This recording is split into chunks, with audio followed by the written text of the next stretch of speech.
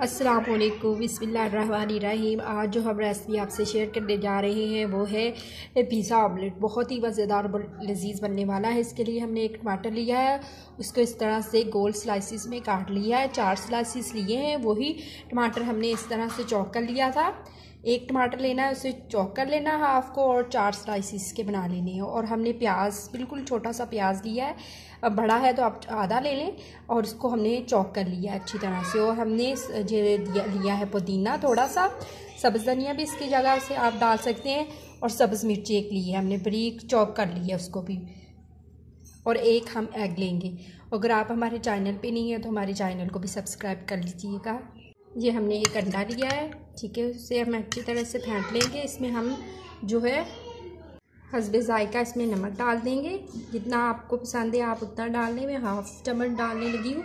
और सुरख मिर्च का 1 चम्मच डाल देंगे, एक अंडा है हमारे पास। और हल्दी थोड़ी सी हम डालेंगे इसमें, और अजवाइन का थोड़ा सा पाउडर डाल देंगे, और गर्म मसाले का हाफ़ चम्मच हम इसमें ऐड कर देंगे। और इसे अच्छी तरह से हम मिक्स कर लेंगे अच्छी तरह से, ठीक है। इसमें हम जो प्याज है वो डाल देंगे, जो हमने चीज़ें काटी हुई हैं वो इसमें ऐड कर देंगे, सब्ज़ मिर्च और सब्ज़ धनिया, ठीक है। इसे अच्छी तरह से मिक्स कर लेंगे। जो स्लाइसिस हमने टमाटर के काटे हैं वो बाद में हम यूज़ करेंगे। पैन हमने गरम रख दिया था, ठीक है। जो हमने इसमें डाला हुआ था, बनाया हुआ है अंडे का ऑमलेट सा, वो हम इसमें डाल देंगे, ठीक है। और फैला देंगे अच्छी तरह से, इस तरह से डाल के इस तरह फैलाएंगे हम इसे, इस तरह से अच्छे। स्लाइसेस हमने काटे हैं वो अब हम इसमें ऐसे लगा देंगे, इस तरह से, ठीक है। इस तरह से लगा देंगे, ठीक है। हमारा जो बन रहा है, हमने जो आंच मीडियम से थोड़ी स्लो आंच रखनी है। और फिर हमारा जो ये ऑमलेट पिज़्ज़ा जो है, पिज़्ज़ा ऑमलेट बनेगा मज़ेदार सा और खूबसूरत सा। अगर आप हमारे चैनल पे नहीं है तो हमारे चैनल को भी सब्सक्राइब कर दीजिएगा और वीडियो को पूरा देखिएगा। बिस्मिल्लाहिर्रहमानिर्रहीम। हमने साइड चेंज कर दी है, ठीक है। बहुत ही आराम और प्यार से करनी है।